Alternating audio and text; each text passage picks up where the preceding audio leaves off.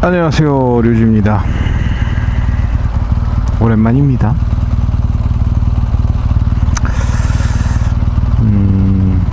영상을 많이 못 올렸죠, 그동안. 개인사도 좀 많이 있었고,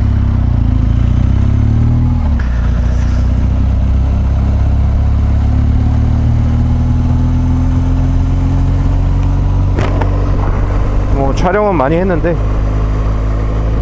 편집할 것들이 좀 쌓여 있습니다. 근데 편집할 시간이 없어서 좀 많이 못 올렸어요. 이렇게까지 서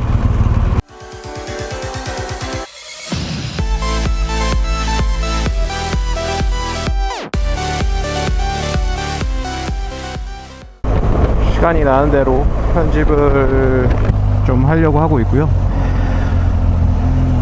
일단은 제가 다니는 직장에서 한 미국으로 한 2달 정도 파견을 가게 됐습니다. 그래서 오늘이 일요일인데 내일 아침 비행기를 타고 가야 돼서 2달 동안 제 바이크를 못 타기 전에 잠깐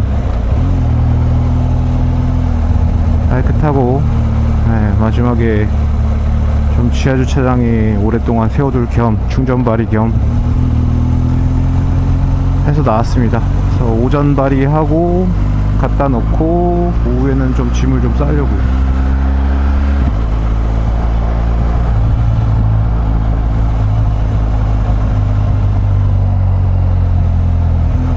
마지막으로 한 2달 동안 어차피 못할 텐데, 봉인이나 마찬가지죠. 미국에 있으면. 그동안 그러면 마지막 라이딩으로 어딜 갈까 하다가 제가 늘 가는 회남대교 쪽으로 좀 가보려고 합니다. 일단은 그동안 촬영본들에 대해서는 시간 나는 대로 좀 편집을 해보려고 하고요. 네. 최근에 제가 또 M1 맥북 에어를 당근마켓에서 하나 영입을 했기 때문에 뭐 편집할 때 뭐 성능은 차고 넘치더라고요. 끽해봐야 저는 카메라 2개 쓰고 뭐 정말 많을 때 3개 쓰는데 4K든 FHD든 M1 맥북 에어가 상당히 성능이 좋고, 그래서 SSD 촬영본 가지고 미국 가서, 지금 미국 상황이 어떤지 모르겠어요. 가서 제가 뭐 좀 여유가 있을지, 일 때문에 바쁠지 모르겠는데 좀 다녀오려고 하고요.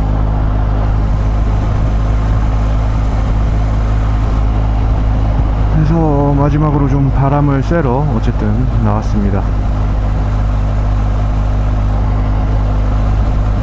마지막으로 국내 라이딩 정치를 마지막으로 느낄 겸 하고 나왔네요.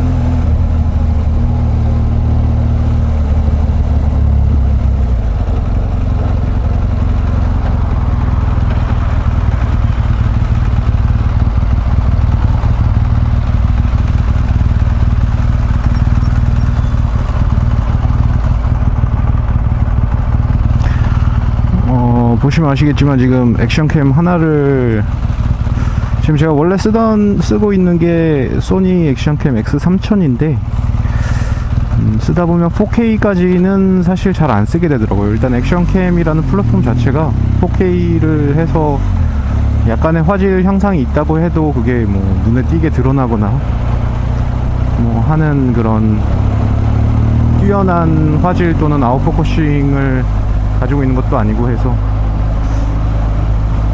액션캠 하나로 좀 앵글을 여러 개를 하면서 촬영을 할까 할 마음은 있는데 4K까지는 필요 없을 것 같아서 X3000하고 모든 게 스펙이 다 동일한데 4K 촬영하고 뭐 무슨 IR 적외선 뭐 무슨 기능이 있거든요. 근데 어차피 촬영의 본질적인 기능은 아니고 부가 기능이라서 그거 빠져있는 AS300이라는 모델이 있습니다. 그래서 한 정가로 치면은 많이 싼데 중고 가격에서는 뭐 쓰임새가 비슷해서 정가만큼 네, 차이가 나진 않아요. 가격이 어쨌든 25만원인가 한 그 정도 가격에 지금 저를 찍고 있는, 바이크에 장착해서 저를 찍고 있는 이 액션캠을 하나 더 샀고요. 그래서 뭐 그동안 제가 편집을 많이 못했는데 뭐 재밌게 많은 장면들은 찍고는 싶어서 장비들은 이것저것 산 것들이 있어요. 그래서 헬멧도 뭐 세나 내장형 헬멧을 하나 샀고, 뭐 세나 혹시 동호회에서 저희 클럽, 바이크 라이드 클럽에서 가게 되면 어디든 가게 되면 좀 세나 대화 내용 좀 녹음을 하려고 세나가 내장형인 헬멧을 하나 더 샀고, 그래서 원래 계획은 세나 내장형 헬멧을 투어 때 쓰고 이제 세나 남는 여분에다가 외부 입력 단자를 달고 그렇게 해서 이제 세나로 통신도 하고 제 대화 내용도 같이 레코딩을 하려고 했는데, 이것도 역시 귀차니즘 때문에 아직 제대로 그렇게 써본 적은 없어요. 지금 클램프도 하나 남는 게 있고 그래서 다 장비들은 다 마련이 되어 있는데 아무튼 그렇습니다. 그간의 근황을 좀 압축드려서 말씀드리자면, 제가 마지막에 올렸던 게 아마 MT-03이었죠. MT-03을 네, 잘 타고 무사하게 다음 분에게 판매를 했고요. MT-03을 판매하면서 이제 F800R을 들여왔었어요. BMW F800R을 들여왔었고, 그걸 한 1년 정도 타다가, 또 그때 그래도 많이 탔던 것 같은데 1년 10,000km 탔나요? 1년 동안 탄 건 거진 1년 탔고, 네, 키로수도 거진 한 10,000km.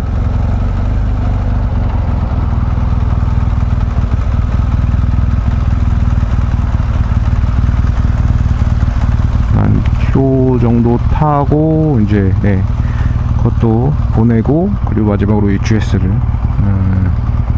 어드방을 가져오게 됐습니다.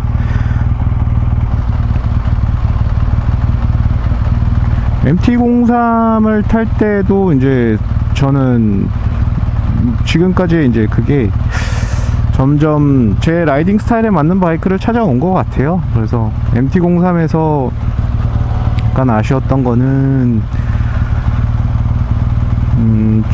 조금 더 출력이 있었으면 좋았을 것 같고, 네. 그리고 플러스로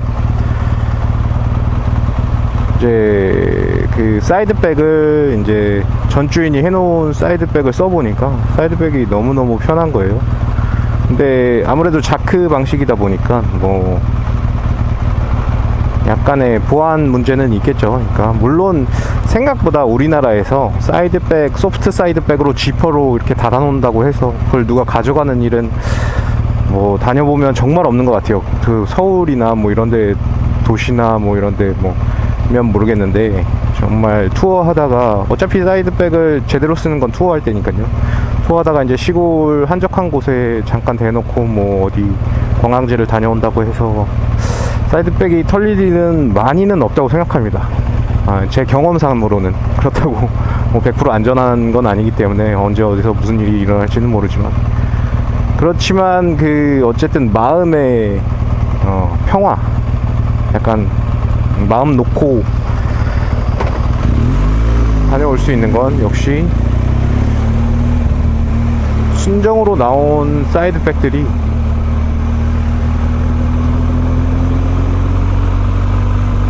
훨씬 더 뭔가 마음의 평화를 주죠.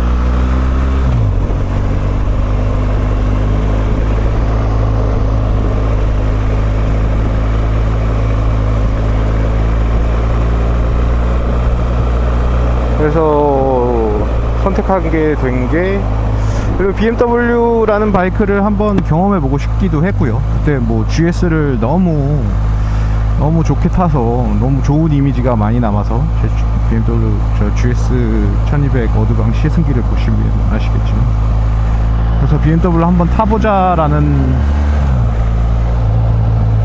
그런 적이 있었습니다.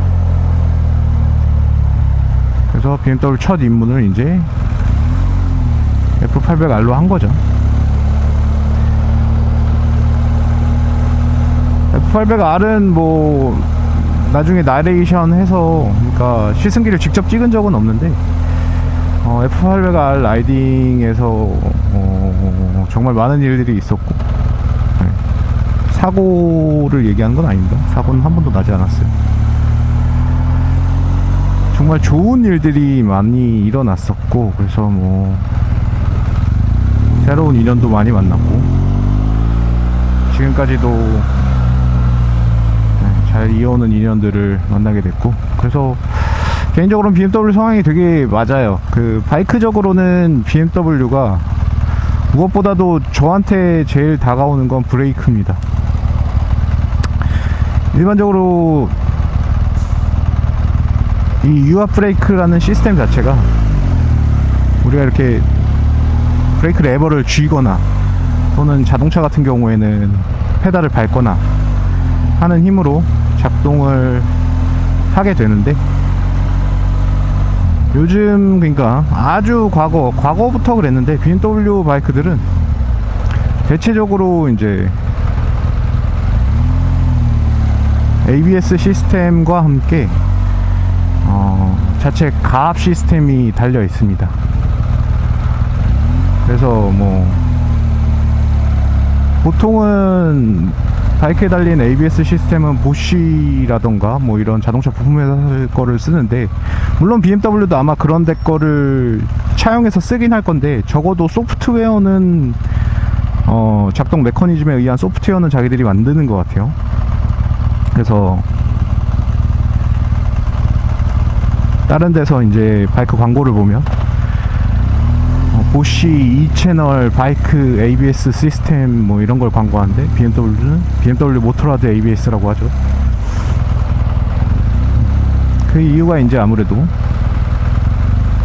자기네들 취향에 맞게 좀 어떤 부분에서든 하드웨어든 소프트웨어든 좀 손을 본 것 같아요. 근데 작동 자체가 저희가 뭐 급하게 브레이크를 밟거나 브레이크가 일정 압력이 이상이 될 때 꽤 강하게 보조가 들어와서 저나 뭐 제 주변 사람들 의견으로는 단순히 이 캘리퍼나 그런 걸 좋은 걸 써서 그런 게 아니라 이 브레이크 세팅 플러스 이제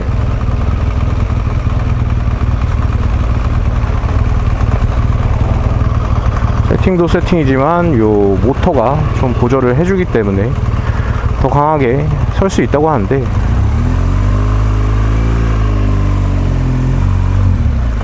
제가 생각하기에 참 저한테 잘 맞습니다. 급브레이크를 설 때가 굉장히 어떻게 보면 사고나 뭐 이런 게 날 확률이 높은 상황일 텐데, 정말 믿음직스럽게 잘 정지를 해요.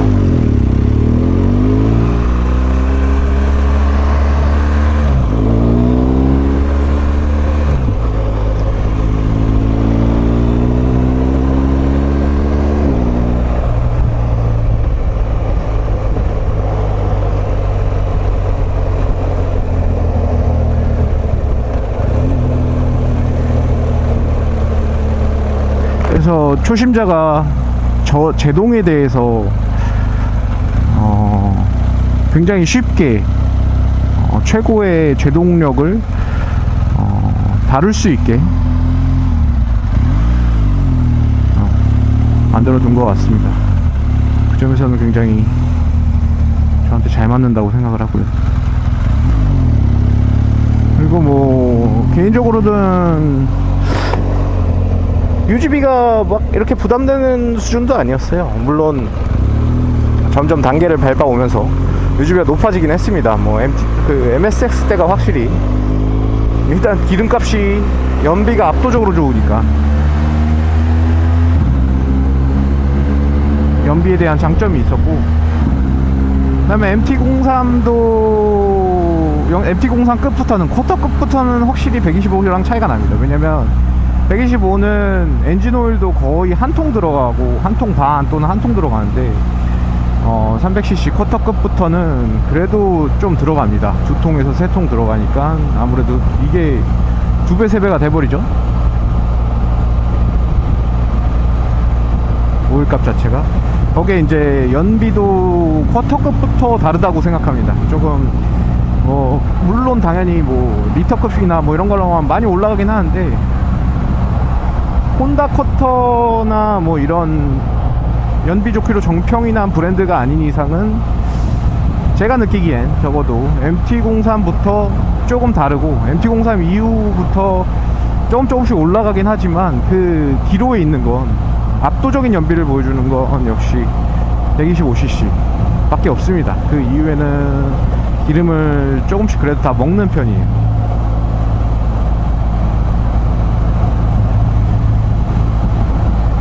그래서 타이어도 그렇고요, 모든 UGB가 쿼터급부터는 조금 한 단계 점프를 하고, 그 다음에는 조금씩 더 올라가는 것 같아요.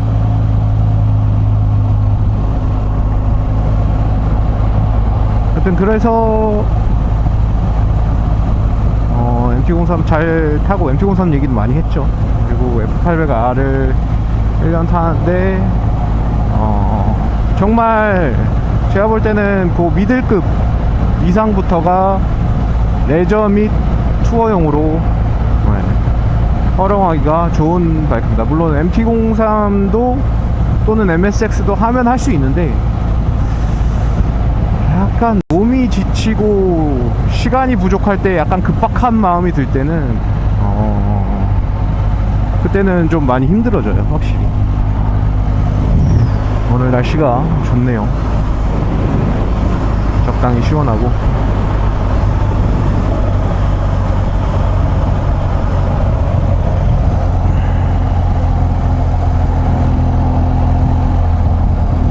그래서 그런 특징들이 있고, 오늘 자전거 타러 오신 분들이 많네.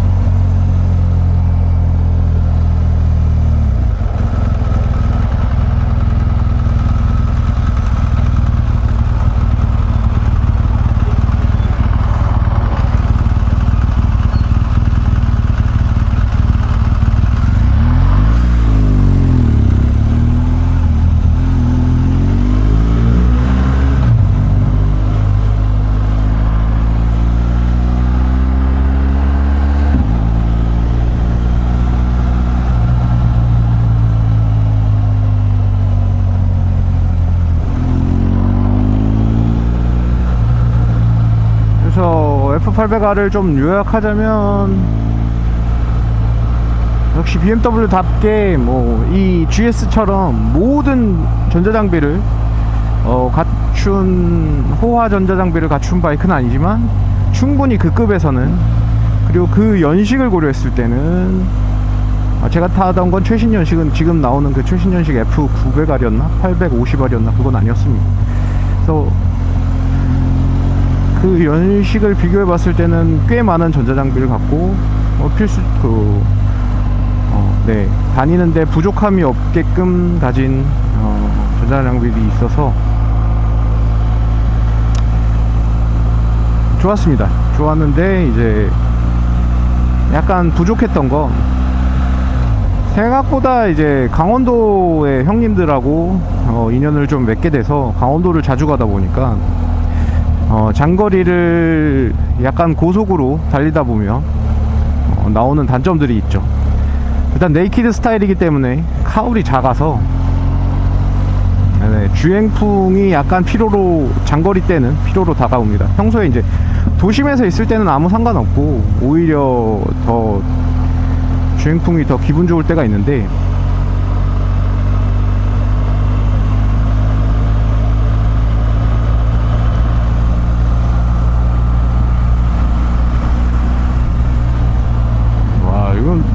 트라이엄프 같은데 다 로켓이네요. 무슨 시승회인가?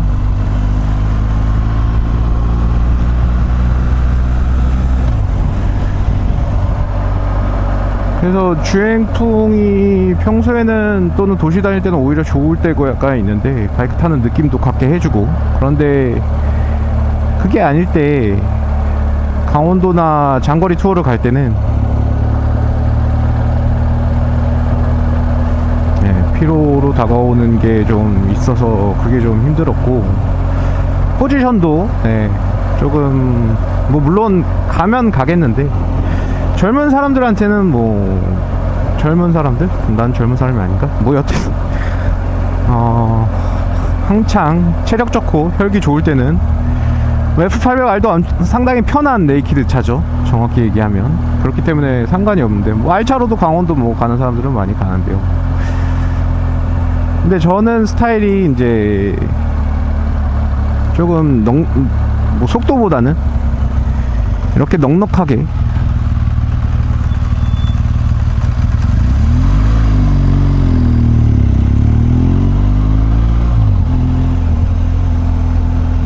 좀 여유를 갖고 타는 걸 좋아하기 때문에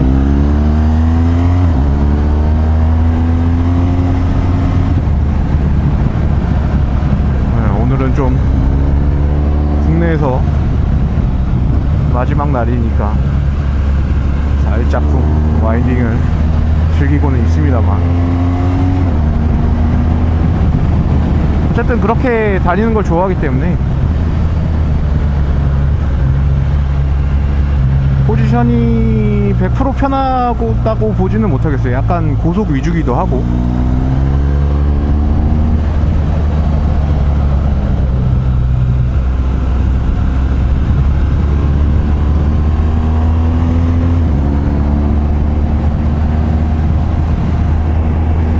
그런 것들이 좀 아쉬웠고, 하나 더 아쉬웠던 건 이제 엔진 필링이 저는 되게 매력적인 엔진이라고 생각은 합니다.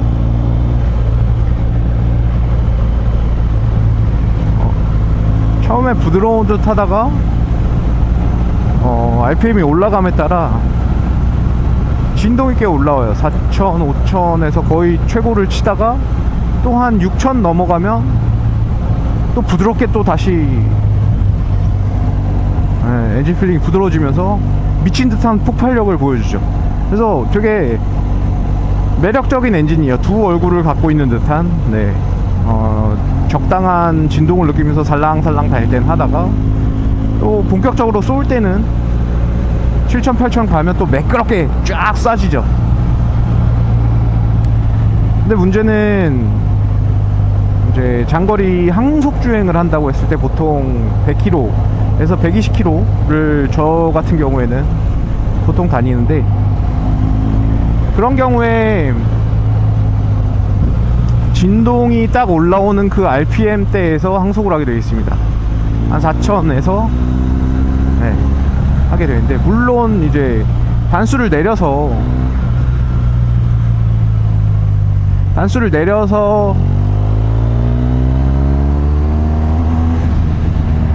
할 수도 있겠죠. 그 고RPM에서 갈 수도 있겠지만, 그러면 너무 엔진이 이제 탄력이 붙어서 활발하기 때문에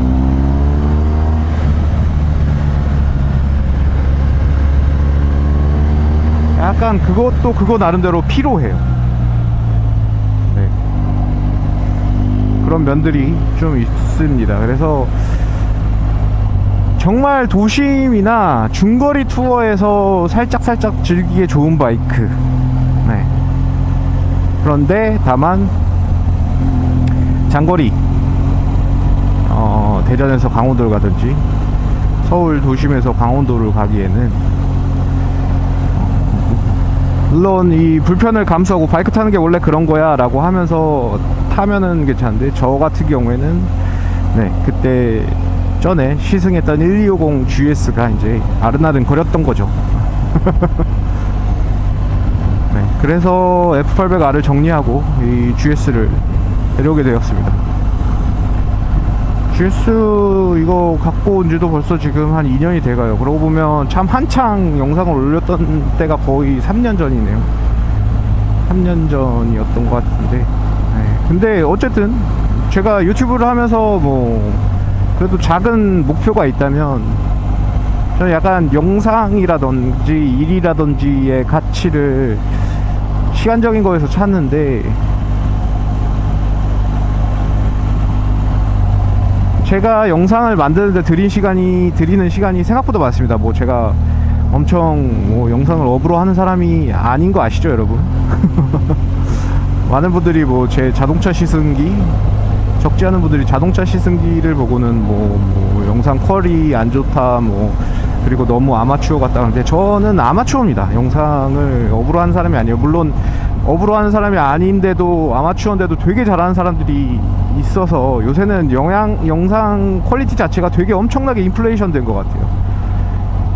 그게 나쁘지는 않죠. 어떤 사람들에게는 꽤 능력자들의 어떤 취미생활로 갔을 때는 정말 그 영상미나 이런 게 뚜렷하게 있으니까 좋은 현상인 것도 많은데, 그런 걸 뭐 너무 저한테 바라는 거는 약간의 무리가 있다고 생각합니다. 유튜브라는 게 뭐 프로페셔널도 있지만 일반이 섞여 있는 플랫폼이잖아요, 일반 사람들이. 그래서 뭐 정말 뭐 그냥 일상적인 걸 올리는 사람들도 있고, 그냥 나중에 나 보려고 올리는 사람들도 있고, 그러면서 그냥 공개로 해놔서 그런 사람들이 있기 때문에 그게 좀 섞여 있는 건 이해를 해주시고, 제 영상을 물론 퀄리티가 좋아지는, 실력이 좋아지면 더 좋아질 수는 있겠지만 지금 어쨌든 드리는 시간이라는 게 필요하다는 것도 제가 많이 배웠기 때문에, 네, 그래서 드라마틱하게 뭐 영상 퀄리티가 올라가는 일은 아마 많지는 않을 거예요. 그래서 그냥 저는 취미로, 그러면서 뭐 여러분이 봐서 재밌으면 된 거고, 그러면 좋은 거고 해서 어쨌든 그런 생각으로 하는데, 그래도 구독자 1000명은 한번 넘어봤으면 좋겠다, 수익에 대한 그 버튼은 한번 눌러봤으면 좋겠다 하는 게 그때 막 영상 한참 올릴 때 제 목표였는데, 지금 계속 1000명 이상을 간 넘어서 왔다 갔다 하면서 유지를 하고 있어요. 그래서 뭐 요새 영상도 많이 안 올린 지가 꽤 됐는데도 여전히 구독을 해 주시는 분들에 대해 진짜 감사하고, 네. 근데 그 수익을 버튼을 그래서 하려고 하니까 이번에는 이제 요새 최근에 안 올렸잖아요. 그랬더니 또 이 시청 시간이 또 미달이 돼서 아직 역시 수익은 아직도 내지는 못하고 있습니다. 저는 그냥 뭐 유튜브에 대한 수익이 어차피 짜다는 건 알고, 그러니까 초심자들한테는 구독자가 많지 않은 상태에서는 뭐 이게 무슨 큰 도움이 되지 않을 거라는 건 알지만, 그래도 단돈 500원이라도 딱 받았으면 뭔가 1차 목표를 달성한 느낌? 약간 그런 성취감이 들 것 같아서 좀 더 탄력을 받을 수 있었을 것 같은데, 아쉽게도 다시 딱 하려고 보니까 시청 시간이 안 되더라고요. 그래서 개인적으로는 좀 브이로그나 뭐 일상에서 조금 더 찍어볼까 지금 생각 중입니다. 이건 2달 미국 가는 것도 그렇고, 뭐 저도 여러가지, 뭐 제가 되게 말을 잘하는 사람은 아닌데 그래도 살면서 뭐 적지 않은 경험이라면 경험이랄까, 뭐 이런 것도 해보고 또 여러가지 경험을 하고 기록을 남기는 걸 좋아하기 때문에, 그런 것들을 그냥 이런 막 되게 재밌거나 뭐 텐션이 업되거나 뭐 한 건 아니지만 그냥 취미 삼은 그런 브이로그들을 올려볼까 생각 중입니다. 그래서 그냥 관심이 가시면 봐주시면 감사하고요. 그냥 그리고 댓글 남겨주시는 분들이 진짜 감사하더라고요. 그러니까 보고 어떤 궁금한 점이나 뭐 그런 거 있으면 댓글 남겨주세요. 전 뭐 어지간하면 답글을 거의 다 남기기 때문에, 네. 유튜브에 뭐 큰 욕심 없습니다. 뭐 이걸로 막 수익을 해서 할 것도 아니고 그냥 반취미 삼아 하는 겁니다. 그냥 여러 가지 할 수 있는 것들 그리고 하고 싶은 것들을 하면서 하는 걸 좋아해서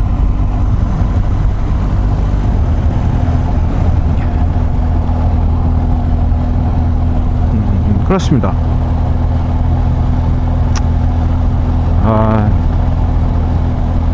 그래서 어쨌든 800R을 그렇게 보내고 GS를 타고 2년이란 시간이 거의 흘렀고 한 2만 킬로 정도 GS는 탄 것 같고 만족스럽냐 하고면은 정말 만족스럽고요. 그리고 뭐 제가 소속되어 있는 바이크 클럽에서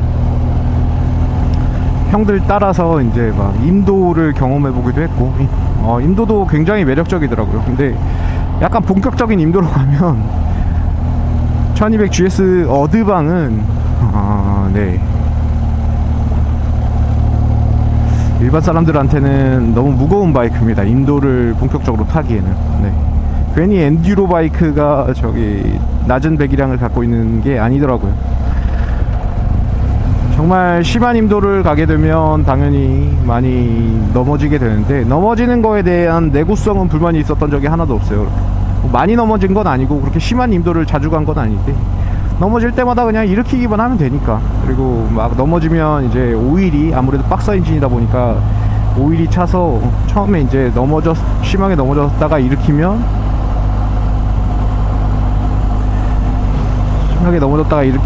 이제 시동 걸면 오일이 같이 타면서 좀 하얀색 연기가 처음에 살짝 나기는 하는데, 그거 말고는 괜찮습니다. 언제나 믿음직하게 다시 그냥 일어나서 먼지만 툭툭 털고 다시 타면 됩니다. 그래서 이 바이크 만족도는 상당히 커요. 비싼 것만 빼면. 근데 비싼 것도 생각해보면 뭐라고 표현해야 되나요? 감가상각비적인 측면에서 계산을 해보면, 우리가 뭐 MT-03이나 뭐 F800R이나 또는 미들급이나 뭐 요런 것들이 이제 가격대가 꽤 있잖아요. 알차들이나 또는 네이키드들, 그런 걸 타고 살 때 가격, 초기 투자금이라고 그러죠. 초기 투자금으로 보면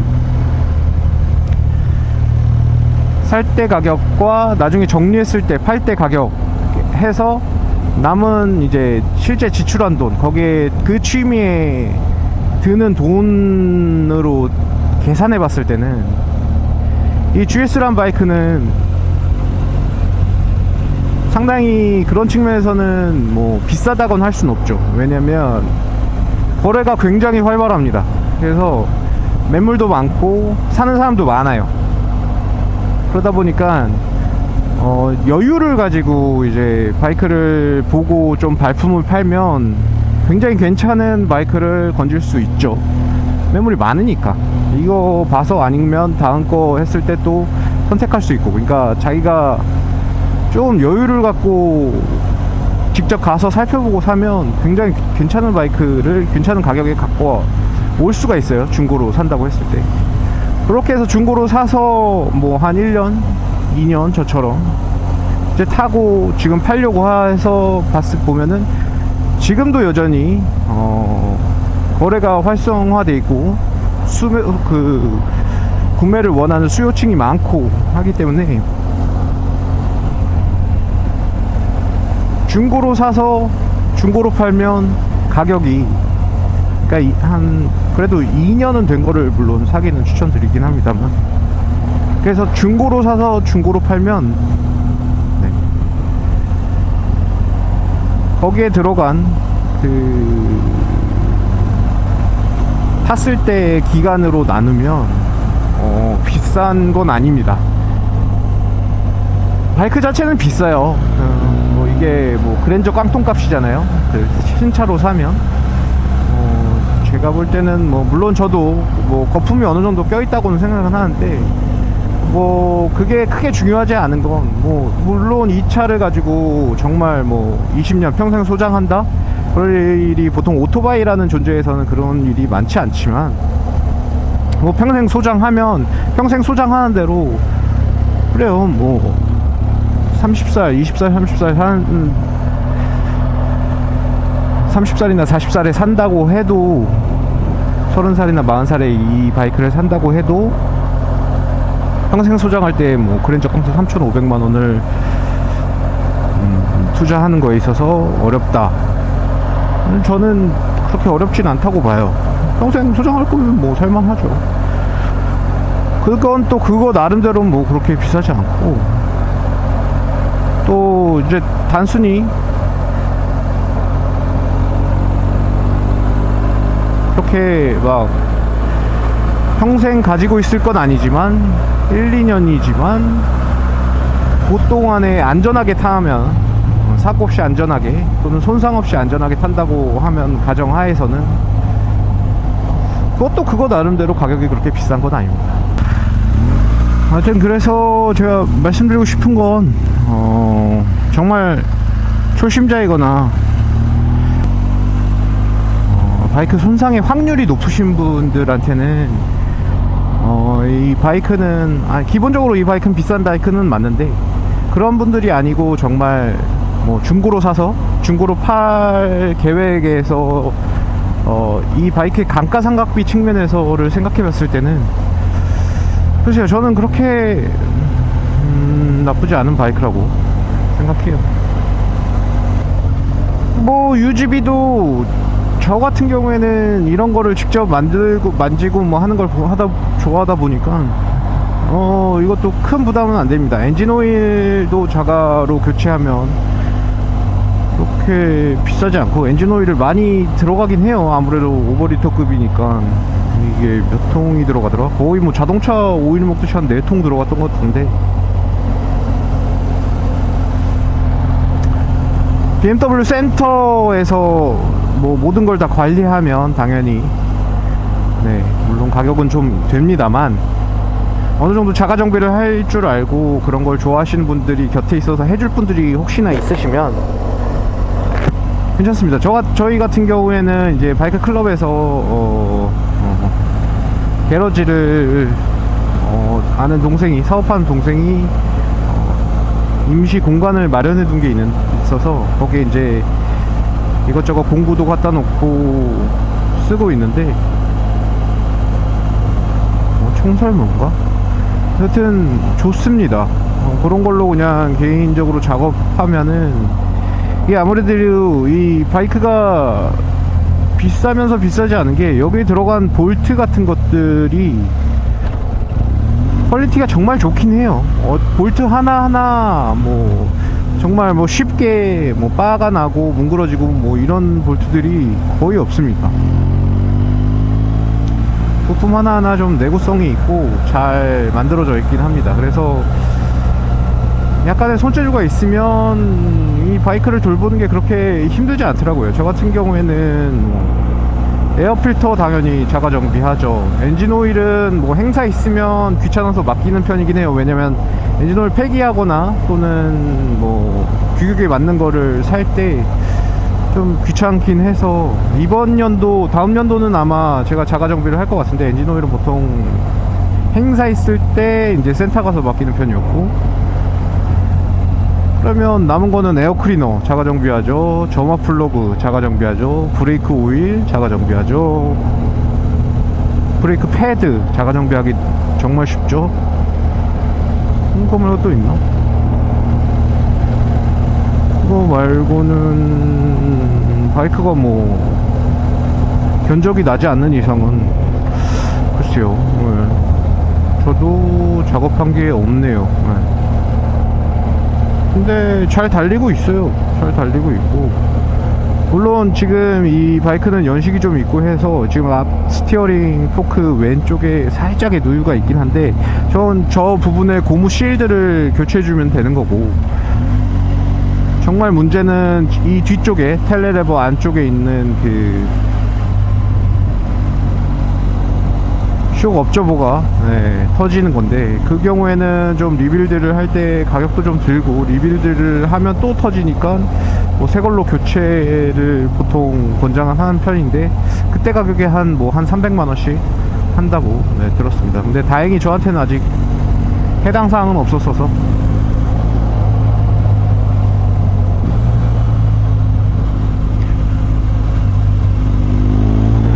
여기는 모래가 좀 있는 것 같아서 여긴 좀 천천히 가야 될 것 같고.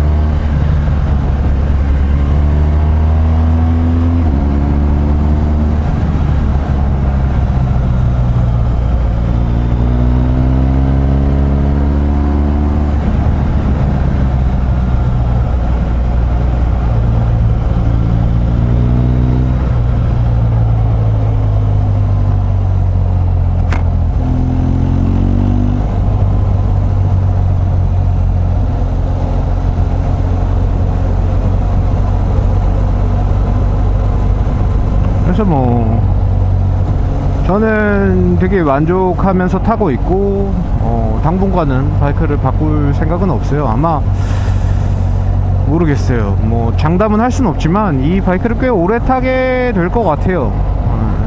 그냥 마음에 듭니다. 마음에 들고 전천후고, 처음에는 제가 이제 출퇴근 용도에서 이거는 너무 크고 무거워서 출퇴근 때 부담스러울 것 같다 라고 했는데, 사실 뭐 제 소유가 되고, 그러니까 어쨌든 영입을 하고 좀 이제 많이 타면서 바이크도 많이 제 몸에 익숙해지고 하니까 출퇴근 잘하고 있습니다. 물론 옛날에 그 작은 바이크들처럼 이렇게 차 사이로 휙휙 가서 조금 더 빨리 간다거나, 많이 막힐 때 좀 메리트나 뭐 약간 이런 것들은 없는데, 그래도 출퇴근하기도 괜찮아요. 그리고 이 바이크를 타면 좀 안전합니다. 차들이 이제 뒤에서 제가 가거나 뭐 신호를 넣거나 할 때, 백미러로 보든 뭐 뒤에서 보든 할 때 아무래도 등치가 있다 보니까 양보를 해주시는 경우가 많아요. 이게 양보인지 아니면은 흠칫 놀라서 백미러 보고 헛! 이게 앞에서 백미러로 보면 약간 멧돼지가 달려오는 것 같은 그런 인상이 강하거든요. 저도 이 디자인이 뭐 정말 얄쌍하게 막 엄청 갖고 싶은 디자인이라거나 뭐 약간 이런 건 아니라고 생각을 해요. 예쁜 디자인이라거나 이런 건 아닌데, 강한 인상을 갖고 있는 디자인인 건 확실합니다. 그리고 그건 제가 이 바이크를 탈 때 안전에 도움이 되는 경우가 많아요. 그래서 사람들이 그냥 발크네 하고 백미러를 봤을 때 흠칫 하고, 그러니까 제가 가장 많이 본 사례는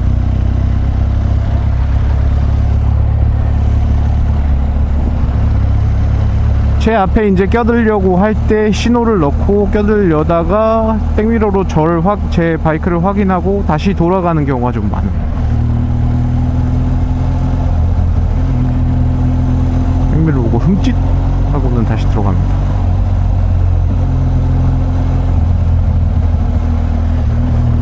그때 저는 생각하죠. 안전한 바이크구나. 뭐 밀고 들어오는 바이크보다는 100배 1000배 안전하죠. 정말 작은 거 같은 경우에는 밀고 들어오는 경우도 많죠. 많습니다. 그래서 바이크가 저는 좋거든요. 근데 이게 도로 위에서 그 어떤 이해관계에서는 사실 뭐 이미지가 안 좋을 만한 점도 분명히 있고, 그리고 좀 운전자들이 너무 그렇게 이미지를 안 좋게 가져가는 점들도 분명히 있고, 그렇습니다. 참 어떻게 보면 애증의 물건 같은 것 같아요. 그래서 저는 되도록이면 좀 좋은 이미지를 주는데, 또는 이미지를 개신해 나가는데, 고쳐 나가는데 좀 도움이 되는 쪽으로 타려고 많이 노력을 하고 있습니다.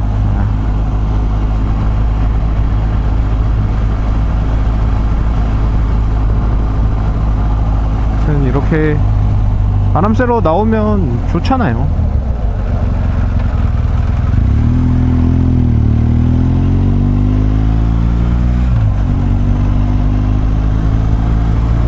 정말 사람들한테 피해 안 줄 때는 조금 속도 올려서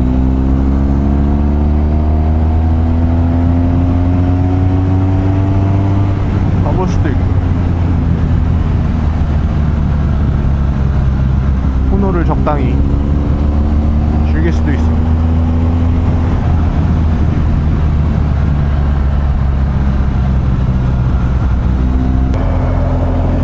이제 슬슬 돌아가서 미국에 2달 동안 살 짐을 좀 챙겨봐야겠네요. 오늘 바이크 탄 사람도 많고 자전거 타시는 분들도 많네요. 다들 이런 거 보면 참 좋은 취미인 것 같아요. 두 바퀴라는 게 조금 불안정하지만 그걸 내가 컨트롤 해가면서 또는 또 내가 다루면서 느껴지는 어떤 쾌감과 그런 것들이 있습니다.